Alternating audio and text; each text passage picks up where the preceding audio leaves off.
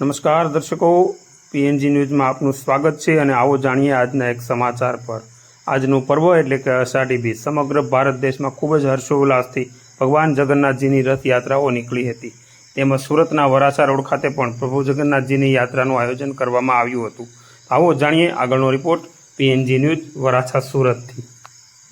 આજરોજ સુરત શહેરના ઝોન 1 વિસ્તારમાં વરાછા પોલીસ સ્ટેશનના માનગઢ ચોક જે છે ત્યાંથી ભગવાન જગન્નાથની ઇસ્કોન મંદિરની ત્રીજી રથયાત્રા જે છે એ નીકળવા જઈ રહી છે।